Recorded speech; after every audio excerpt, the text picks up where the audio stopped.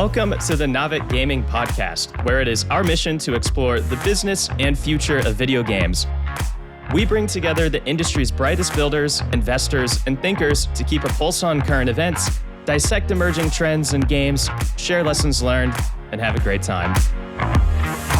This podcast is also part of Naavik's growing ecosystem, which ranges from free and premium research to consulting and advisory services. For more information, visit www.naavik.co. This episode is sponsored by our partners at CleverTap Gaming. CleverTap Gaming is the all-in-one platform that enables game studios and publishers to create personalized player experiences. It's the only solution that provides a real-time understanding of player actions and integrates lifecycle marketing, live ops, and remote configuration into a holistic experience. In other words, you can maximize engagement, retention, and monetization through real-time segmentation and targeted offers. And you can run live ops campaigns with A/B testing, push notifications, in-app messaging, and much more. To discover how CleverTap Gaming can best serve your games team, simply visit clevertap.com/gaming or check out the details in the show notes. And with that, let's jump into the episode. Hi everyone, I'm Aaron Bush, and today I'm excited to be joined by my friend Niek Tuerlings. Niek is a lead game designer at Moonlit Games, but you also may know of him through a bunch of content he's done with us at Naavik. Niek has written several game deconstructions with us, including on Brawl Stars, Slove and Pies, Beatstar, June's Journey, and more. But most recently, he wrote a fantastic essay called The Evolution of Hybridcasual. I'll link to it in the show notes, but in short, he takes a look at several companies and games at the forefront of this emerging genre and triangulates a bunch of interesting takeaways. In my opinion, it's one of the best pieces we've published in a long time. So I thought it'd be fun and valuable to talk through a few of those examples and takeaways on the podcast today. So Niek, thanks for joining me and welcome to the Naavik Gaming Podcast. Thank you. Glad to be here. So this is going to be a bunch of fun. We'll talk about several of the companies and games that you wrote about, as well as some of the takeaways. But before we jump into all of that, could you just tell us a bit more about yourself? Like, what's your history in the industry, and what are you up to now, Niek? Yeah, of course. So I started out in the Netherlands, where I'm from, in 2013. And started at a company called Spill Games, making Facebook games. Which now actually means that I'm 10 years in the industry. So, Yeah. And before that, I was actually also in the industry, but not as a game designer. I was also as a developer, but I've been in games a bit longer than that. I moved to Berlin to work at Wooga in 2015. I worked on a few games there, but first and foremost, actually on June's Journey for quite a while. And then in 2020, I moved to Voodoo, worked in the Berlin Casual studio. Worked on a game called Plantopia and also worked on several other hybrid casual games for them. And then in 2022, I left and joined Moonlit Games, which is a startup here in Berlin. A few ex-Woogas and friends of mine started this more than a year ago, and we're making a mobile top-down shooter with Web3 elements. NFTs mostly. And yeah, also been writing for Naavik for 1.5 years now. Started in April 2022 with Cookie Run, I think it was. Yeah. That was my first one. And I've been really happily writing for you guys ever since. I was writing for Deconstructor of Fun before that as well, for mobile free-to-play even as well, that platform. And yeah, it's been writing quite a while for these things. So I like to write, so I'm happy to also be able to get rid of my creative juices, like in the narrative form as well. But yeah, that's a quick introduction. Awesome. Well, thanks for that. And yeah, you're a fantastic writer, and you've been writing with us for a while. And of course, much of that was paywalled, but we're slowly starting to republish a bunch of that stuff on the free side. I'm very happy about that. That's very nice. Yeah, so if you want to see more of Niek's past and future work, make sure to go check out Naavik.co, sign up for Naavik Digest. We'll be blasting all of this content out even more in the future. But of course, today we're talking about hybrid casual. And I think a good place to start before we jump into all the examples is just to define what hybrid casual is and why it's even a thing. Niek, you want to tackle that before we dive in? Big Of question. course.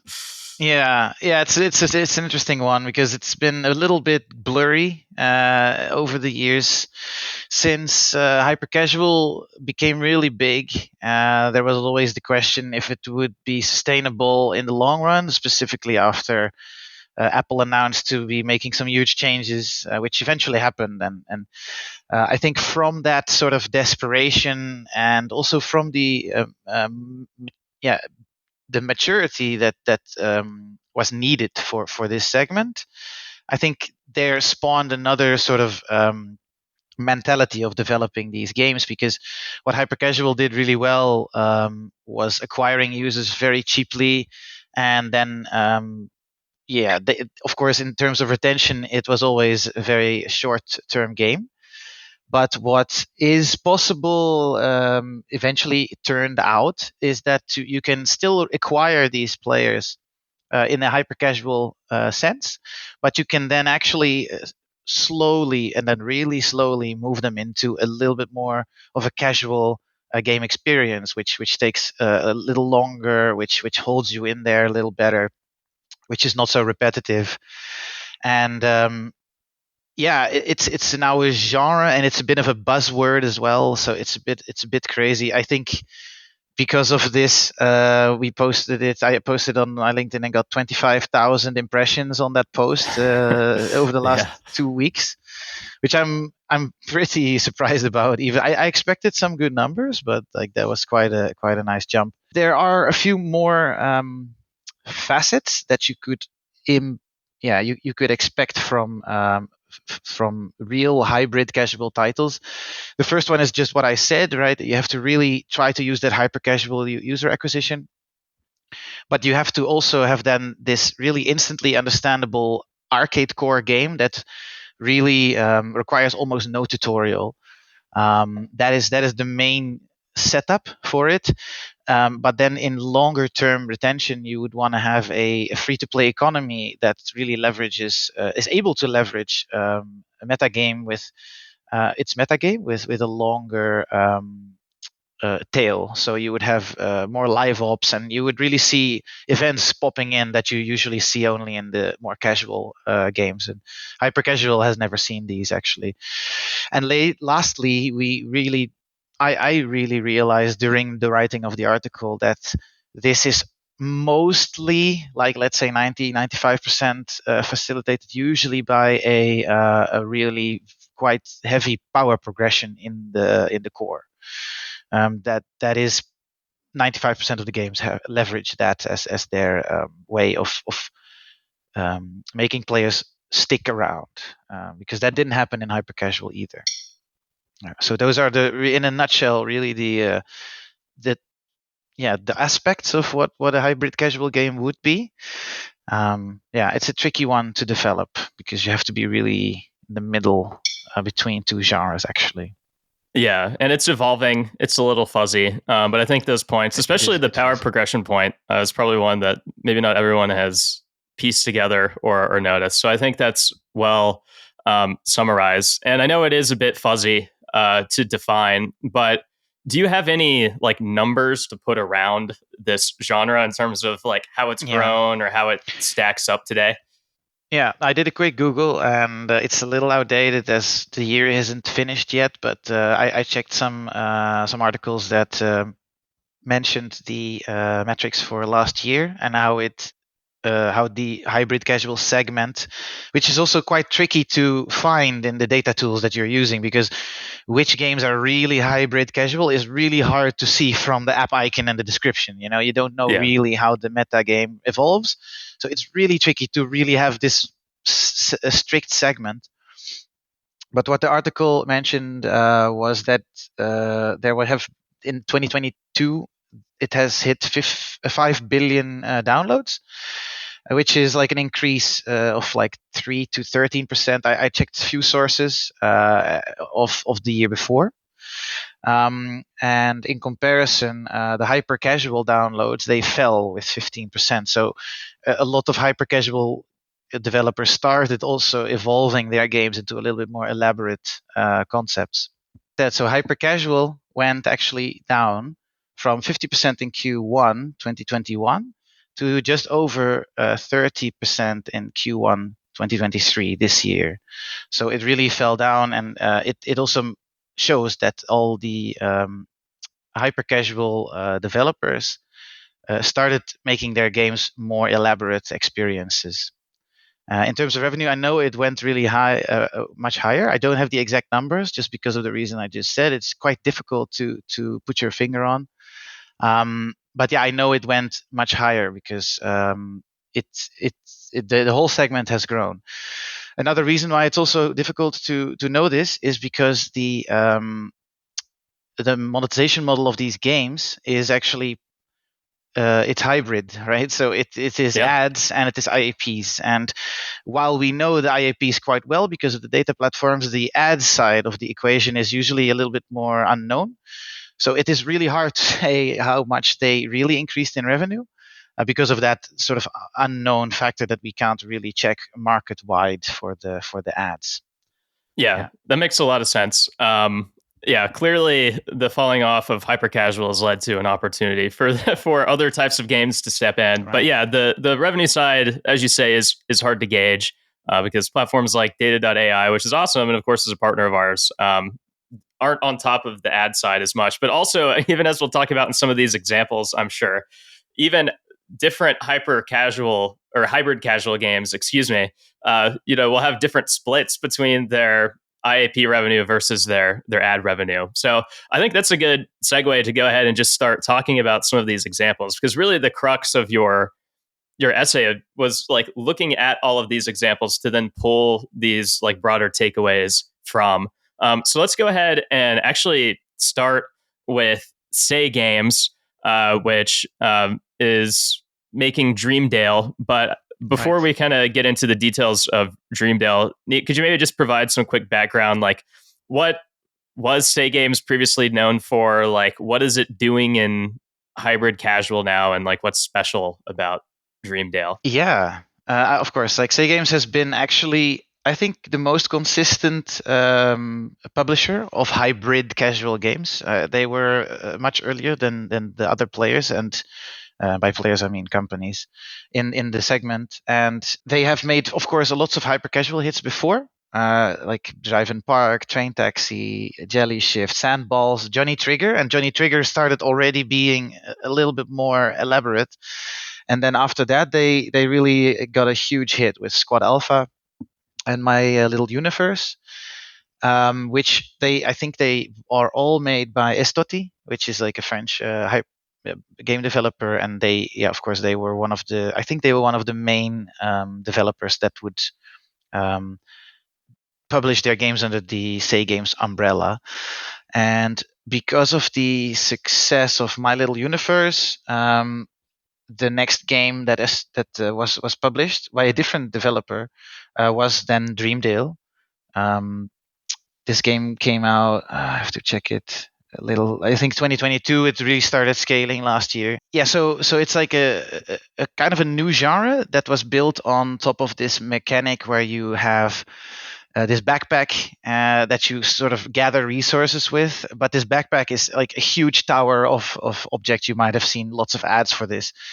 This started with wood cutting, and then they would get all these lumber logs, and you would walk around and bring stuff. It's a simulation in a sense. And what My Little Universe had was a little bit of a sort of a surreal space theme. It was a bit anonymous, and then they evolved that with Dreamdale, which had a tiny bit of narrative in the beginning with like, oh, you have to save the princess, and now you are really in this little cute peaceful world.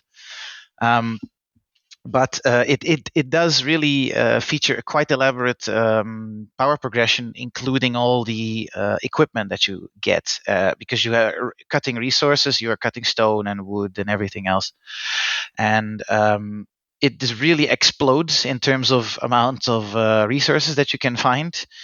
And it's super sticky. It's really hard to put that game down. You really want to just keep going and just almost like a little bit more. And I want to explore. It really has that exploration driver nailed down, but in a hyper casual sense. I see for say games, if you want to jump to the strengths that this company has, more in a general sense, I see that they have a really high consistency between like a lot of successful ads that are like out to be seen. You can just like play any game and view a couple ads, and then there will most likely be a game that Say Games has tried to make out of these ads. So they really what's really interesting about the companies that we are going to talk about today is that they all start with a different mentality. And what Say Games really does is quite visibly starting with the ad. So they take a really successful ad, and they then try to develop a game around it, so that their CPI is like for sure quite low. And yeah, they mix this then with a highly engaging hyper casual mechanic. In case of Dreamdale, this was the idle lumberjack 3D mechanic. I think that was the first game that really leveraged this. And then they really made this into a really beautiful little world where you would love to just hang around. And yeah, that's quite the cuteness factor that they bring. Um, yeah, do you want? I'll tell you about the monetization split, so that we have the whole picture for the game, which is Yeah, about 65 to 35% in favor of ads. So they monetize more on ads than on IAPs, but still 35% already is the IAPs, in right. which is like a rough estimate, again, because of the reasons what I said before. It's quite tricky to know how much exactly they earn on the ads, but what they really what how they monetize is really interesting, because I elaborated this more in the article, but it is really rewarded video dominated, and their progression becomes so slow, the grind becomes so heavy, that even though it's so peaceful, it might get really. I actually fell asleep a few times while playing this game. That's how slow this game is, which is kind of nice, you know. But I played this game a lot, and I really loved it. But man, it gets really, really slow, and they want to convert you by showing you all these rewarded videos, so that you can shortcut those, the boring cutting, the grind. Right. And they even try to then convert you into actually buying IAPs, so that you then even can skip these ads. So it's a really crazy skipping mechanism. But yeah, it's fascinating. I really think this is one of their most fascinating games after Jess's stories. Right. So I guess if we were Yeah. to kind of put this game and what Say Games is doing in context of hybrid casual as a whole, like Yeah. what are the specific main takeaways that others could learn from or replicate? Like, is it the rewarded ad piece? Are there other parts of this that others should be paying attention to for their own projects? Yeah, it's a good question. I really don't know if this ad strategy, monetization strategy that I just said helped them in the long run. Sounds It's annoying. it's quite focused on a negative emotion of like passing the grind, which is Yeah. usually not the most positive way of retaining players. Eventually, people will start being really tired of this, and I think you can only retain people so long, and that's also what we see in the the retention metrics of this game. It's the lowest. It has the lowest retention of all the games that were treated in this article. So I don't know if this is really their strength specifically, and I'm not just talking about Dreamdale. They might have a different, slightly different ad monetization strategy in other games.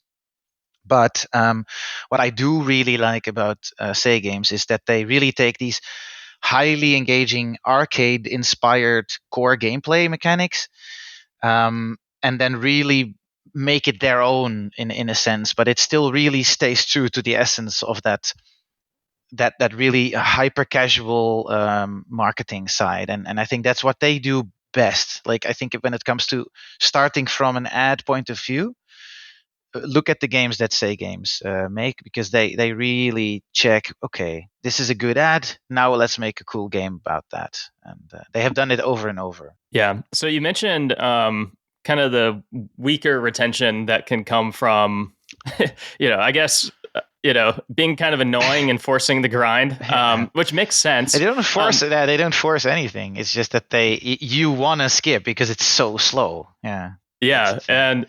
But I guess like when you think about hyper casual, retention is not a strong suit of that genre either, for other obvious reasons. So I guess like my broader question before we even move on to the next company and game examples is like, with hybrid casual, how important is improving retention over hyper casual? Like, obviously IAPs come more into play. Like, do you need that higher retention to get those conversions? Are those correlated, or what's the? Yeah, they're definitely correlating.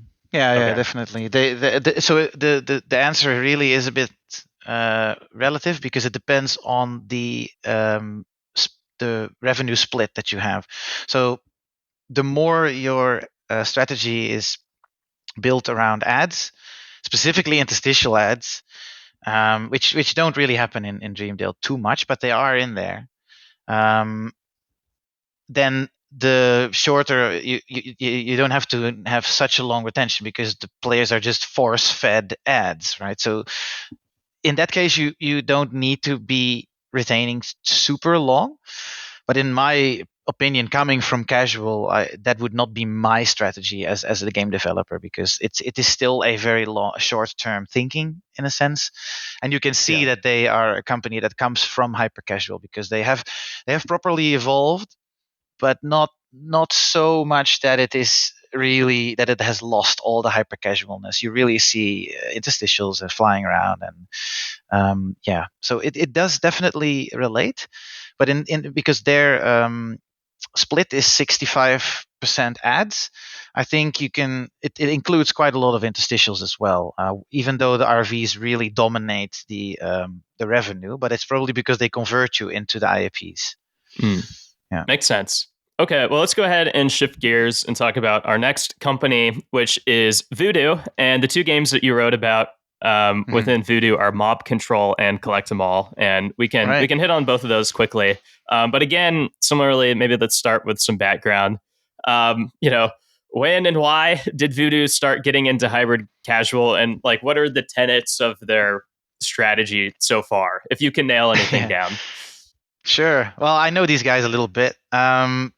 So what they have been doing is slightly different, even though it's a bit one of the four companies that we talk about today in this article that I wrote is Voodoo and Say Games are the most similar, I think.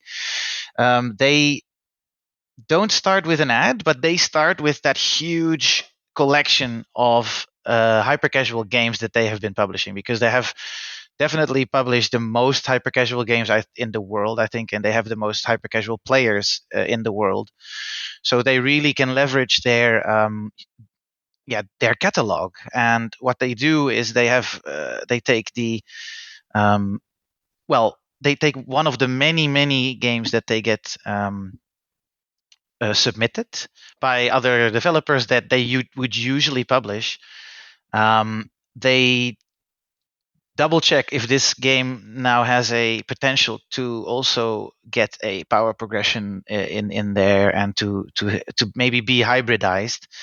And instead of just blasting it out like they would do in the past, they actually develop it for, let's say, a few months to make it into a hybrid casual game. So they really, I think, start the funnel from the hyper casual publishing side, but they then transform the game, the right games, also probably the wrong. I think they're trying a lot of games to make those into hybrid games.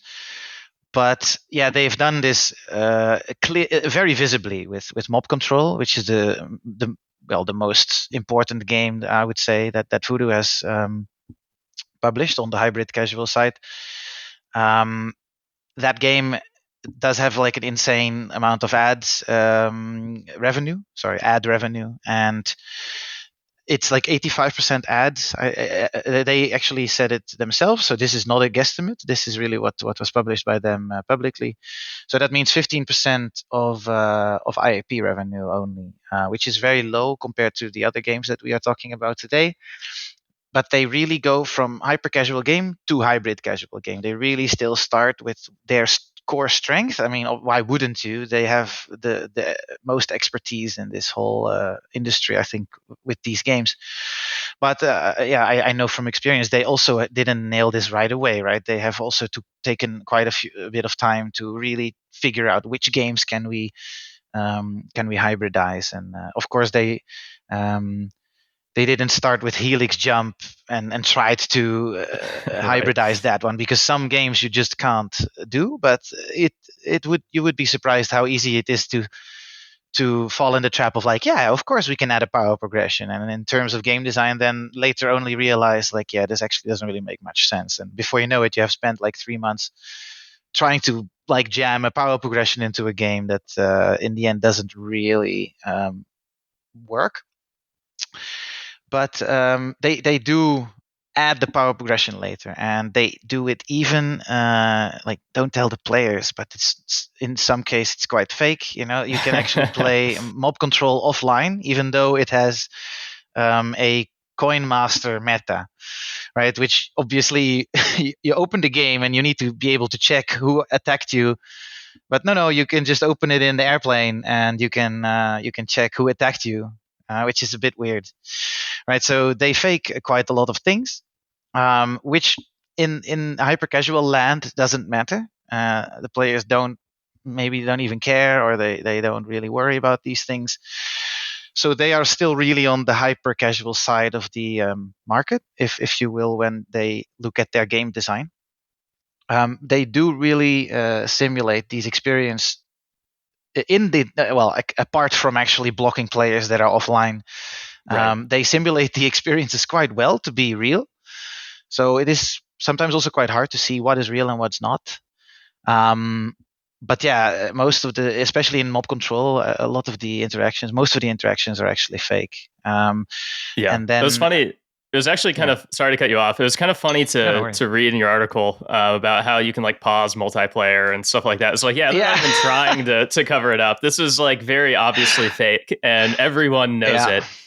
But actually, like one follow up question to this, I wanted to ask is that like you can, at least from what I can see so far that we've talked about, you can kind of bucket these games in two categories. There are the games that are made to be hybrid casual. And then there are hmm these like companies that have like these big portfolios of hyper casual games that yeah, are trying to modernize them and trying to make them more relevant into like the yeah. current state of mobile. And so I'm curious for like that second bucket, those that are trying to go change a game from hyper casual to hybrid casual, based on what you studied here, even seeing this one example, like, are there any like takeaways or lessons learned that can be applied more broadly to that segueing? Yes, I would say it's mostly about the UA, the user acquisition for these games, because you really can still like it is really one on one. This strategy that you had when you made hyper casual games can just directly be imported into the strategy that you use for the hybrid casual games. And in terms of the other game, that is has a bit of a shorter deconstruction in the article, which is from Voodoo, is the collect them all game. They really have a very funny trick. It's like that they really they really acquired only on one puzzle mostly. That is a quite intriguing puzzle, and they found this puzzle, and everyone, you've seen these puzzles like, oh, your IQ is like this, and if you solve it, your IQ is this. But obviously this has nothing to do with your IQ, but like it's a challenge, and that really lowers the CPI so much that players are actually quite intrigued, and they tap that ad. And that is also something that I see still happening also in the, because we're talking about relatively old hybrid casual games in this article, but also in the new hybrid casual games, I see this trend still happening where you see an ad, you download the game, and then the first level of the game is actually a mini game that actually is not the core gameplay. You even see this in Yeah. Royal Match or in other games that True. they also try to leverage this, which I think it's a little. I would call this cheating, but who am I? I'm a game designer, so it's like like yeah, that is one thing you could definitely still leverage, and I think these companies, and I don't mean this any bad way. I think what works, but they do really rely on these hyper casual marketing hacks, if you will. Um, is that an answer to the question? Yeah, I think it is. And I guess, I mean, you quickly mentioned Collect 'em All as the second game example from Right. Voodoo that you dove into. And so, what you say in the essay is, the game doesn't have a unique or surprising loop or an easily marketable core. It has practically no live ops. It doesn't have a meta built on power progression, and it doesn't Yeah. feature enough puzzle variation to retain players in the long term. But it does deserve a mention since Collect 'em All has a very similar IAP RPD to Mob Control, which is about 19 cents to 17 cents. Correct. And so I guess my question to you is, given all the things that this game doesn't have, which sounded like basically everything, why then is it able to succeed and scale as a hybrid casual game? Yeah. It definitely is the odd one out. It's a weird one. What I did hear from an ex colleague of mine at Voodoo is actually that I mean I have played this game, collect them all until like level 70 or 80, and he just told me after I released the article, he sent me a message and he says, well, all the live ops actually only start after level 100. Ooh, And I was very surprised because I did not expect this. After 80 levels, normally you would see some kind of event pop yeah. in, or I normally wonder why. you get it quite quicker, right? And so I didn't play further. I was like, well, I guess that's it. But apparently there are players that just want to. I think it's really a sort of a brainless exercise. Just like it's like hypnotizing, finding a little a line match, like in Best Fiends. That's the core mechanic of the game. But the game really, and there is a decoration meta, and it I think it really does right what it needs to do. But I think because this is such an odd one out, in the sense of the genre that it actually caters to, players usually they match three players, which I think this game also falls under. They usually play more elaborate casual games, and if these players are quite expensive these days to purchase to get from an ad. CPIs really range up until what is maybe even $15 in the craziest cases. And what Voodoo does really well with Collect 'em All is being a bridge between the hyper casual player and potential match three players who would like to play, I don't know, Lily's Garden or Merge Mansion. Merge is also part of that segment, because they can be acquired so cheaply. The players are actually in um, the game in Collect Them All, and even if they fall off after level 50 because they think it's boring, which is quite it's quite easy to imagine this.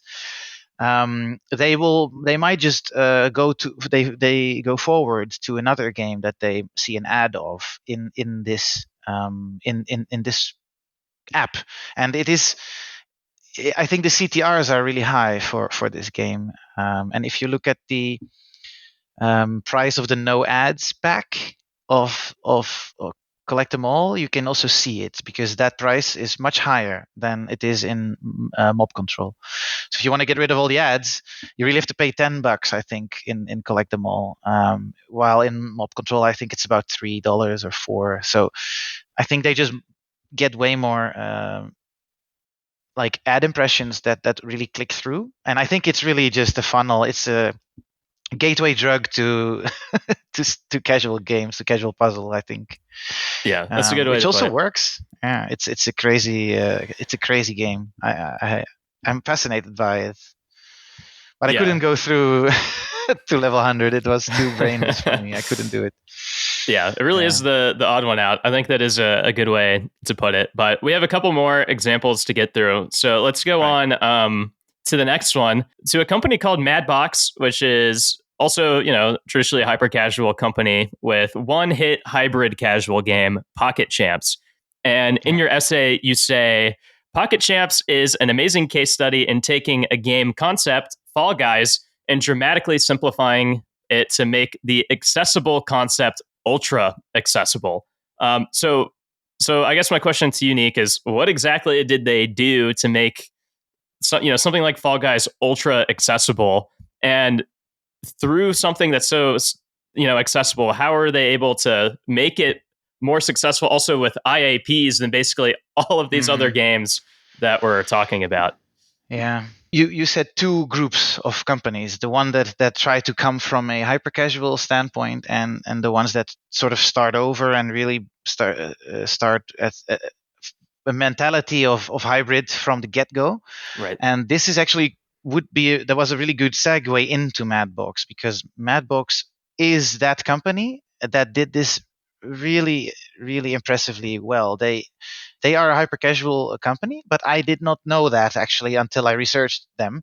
I thought they were a smaller startup that I have a couple of ex-colleagues that went to Madbox, and I thought that they really went to some smaller indie studio that really just leveraged their experience in casual, which is true, but also they have that hyper casual history.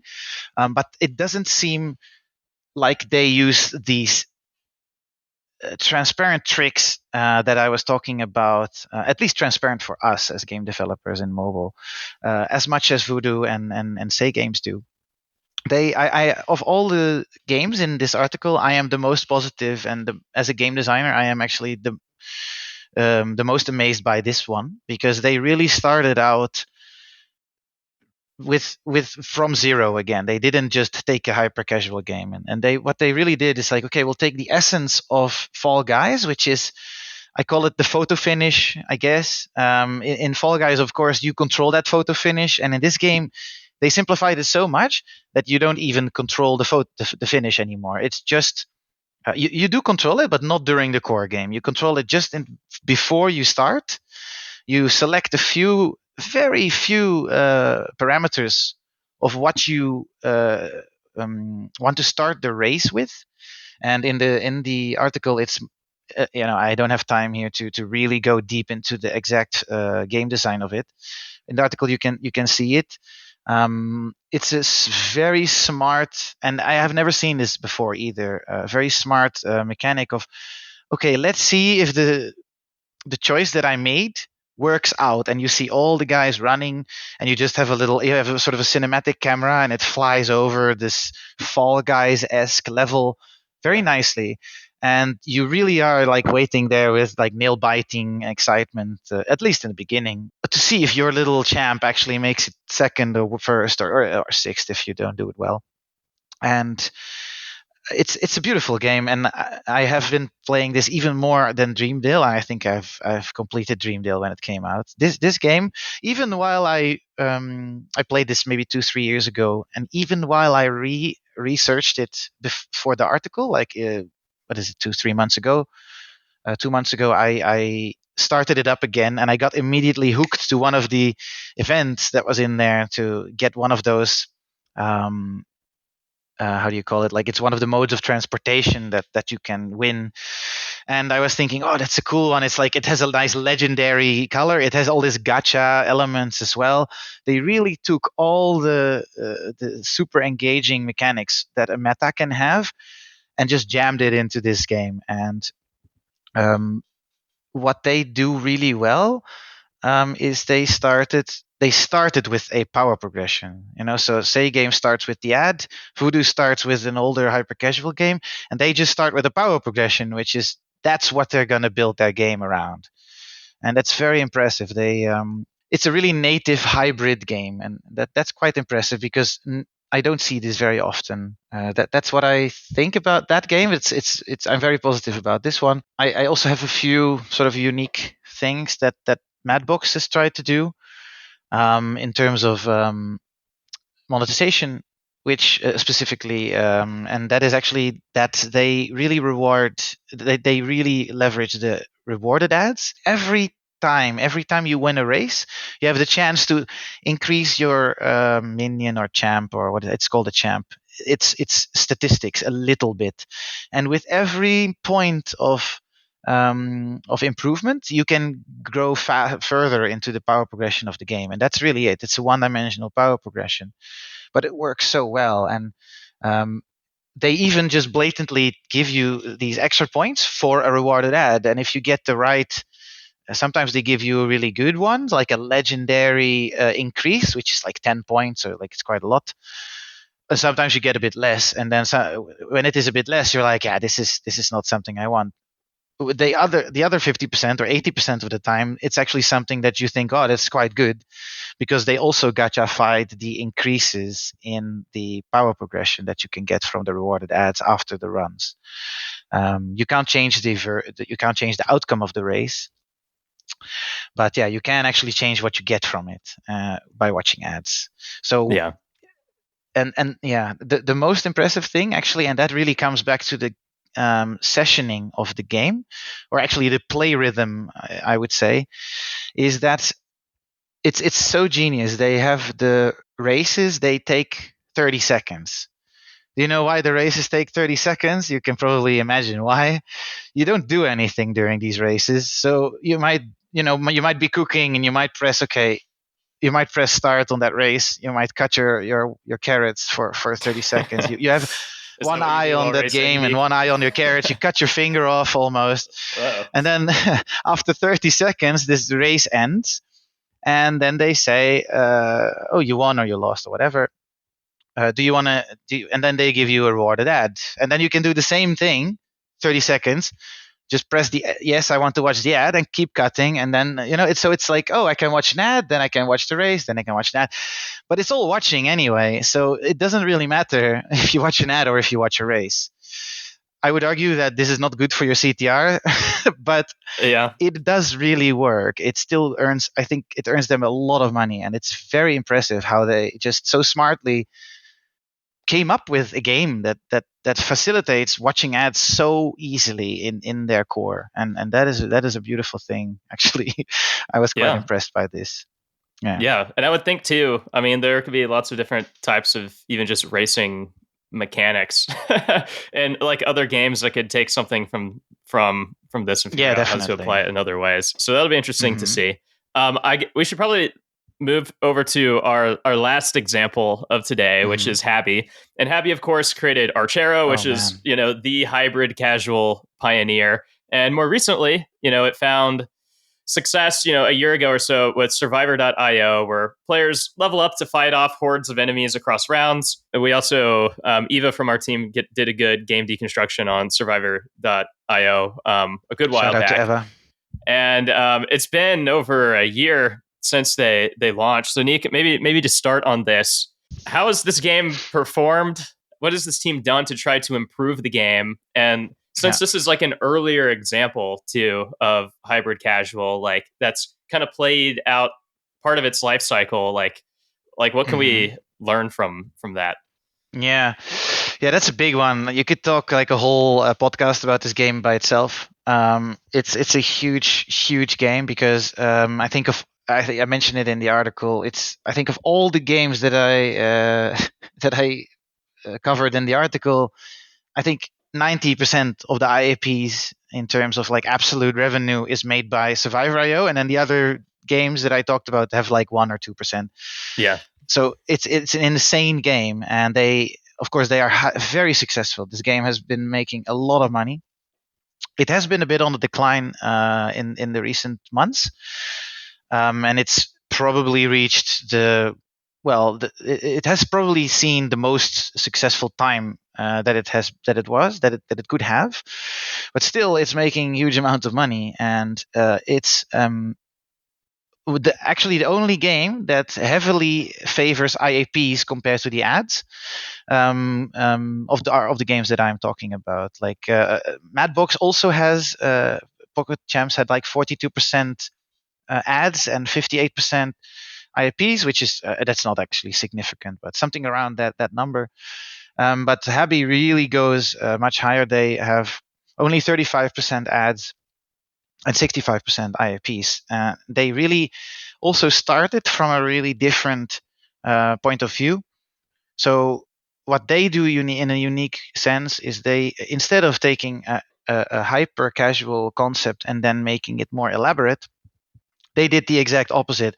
They went from a more complicated game, which could be any roguelike, mostly Vampire Survivors or games like these, and really toned down the complexity. And of course, it's still heavily the biggest thing in that game is still the power progression. It is a little bit less transparent than in Pocket Champs, but it is still there, and it has that Archero equipment choosing that they basically have in every game. I think as Snaker has it also, and they really went mid-core to hybrid instead of hyper-casual to hybrid. So that's a big difference. So they do, however, have really hyper-casual UA, and that makes this game, well, I think the golden goose in this list of games, because they really nailed down that cheeky TikTok like user acquisition that is like you immediate the ads are the exact, it's just a fragment of gameplay. And I have a few videos in that article where you can really see that how hypnotic this game's design is. You basically have so many enemies that die around you that it becomes some kind of psychedelic swirly like imagery. And yeah, it's fun. it's super fun, although I have some issues with personally with how they unlock their features. It goes really slow, and I still don't understand how their sessioning reasoning is, because while I think a lot of hyper casual gamers, they come from play rhythms where they have session lengths of like maybe a few minutes. Like if you want to get rid of all your energy in Habby's game in Survivor IO, you have to play like more than an hour, I think, and then in a few hours it's back, and you have to go all the way again. It's like it's really a huge grind. The rounds take so long, which I think also is a bit of the spoiler alert. It's a little bit of the reason why it is a bit on the it's going down, because it doesn't really engage you very long. The long term retention is also dropping quite heavily. In January, it was still at like 12%, but I think everyone gets kind of used to this. There's a lot of other games out now that also try to replicate the success. So everyone has now seen this sort of what is it, survival, top down, mass swarming gameplay. So I think their long term retention really has tanked these later months. So yeah, the trick has been used now, and I think that gameplay has maybe reached its critical mass of sort of engagement in terms of CPI and popularity. Yeah, so this is a game that obviously saw really high highs and Man. has been falling off. So are you basically saying that the kind of the fallout has more to do with like the specific design and choices of this one game, more so than just like hybrid casual in general, just naturally having these kinds of fallouts, or is it both, you think? Well, as I said in the article, I think the only game, and that's why also I'm the most positive about that one, is that Pocket Champs, they have really a very strong and it's very stable retention. The retention hasn't changed over the last year, I think, for them. While I think even though and Habby has the money and they do everything they can to keep the players in. They have events you wouldn't even imagine with its own mini games in there that you can do go fishing and you can do all kinds of other things. It's amazing actually, and their events are beautiful. But it's still, if your core is not it's too long. It takes too long to go through this round, and it's like 15 minutes often for one round. And yeah, I think that's the problem that this game has. I think they should. You cannot really do anything about it anymore, because the current players, they are used to this and they're like, oh, I need more energy. But actually, the new players that come in, they are like, whoa, this game takes forever to unlock. And yeah, it's probably they're in a bit of a pickle these days. Yeah. Well, that's a good way to put it. So we're kind of ending the rear end of our conversation here. Niek also wrote about Homa games in his essay. We're not going to talk about that one today. So if you're interested in learning more about those examples, make sure to check out the essay. But a couple of final questions for you here. I guess first, after conducting all of that research, looking at all of those case studies, what is your outlook on the genre? Like, how bullish are you on hybrid casual, continuing its upward trajectory, however we define it? And are there like any zones of innovation or trends like within it that have you particularly intrigued? I could say a few things here. I think I was thinking about it a little bit before we started this podcast, and I think the lines between hypercasual and hybrid casual will blur even more than they are already blurred right now. Most companies, they will come from that Voodoo Say Games angle with adding a mechanic to the core, instead of really the Habby or Madbox angle, which are a bit more unique and also harder to do, I would argue. So I think there are. What I also want to say is there are more recent successes in hybrid casual that I did not talk about in the article specifically because they are quite. It's quite early to say anything about them, and they could be really a quick hit, and they would really fall off quite quickly. And at least the hits that I talked about in the article are relatively long term. But in the newer successes, among which are like My Perfect Hotel is a big one. It's really exploding right now, which is a Say Games game. Um, they really focus again on this hyper casual ads angle, and you can still also see that in the RPD that like it skews really high in terms of ads. While Voodoo, honorable mention to them because I saw Block Jam 3D is a new game that they have out, and that game has a whopping $2 RPD, which is 10 times higher than Mob Control is, and they also scaled into the millions of players already, and that is actually quite impressive because yeah, this company apparently also really is evolving in terms of in-app purchases and monetization.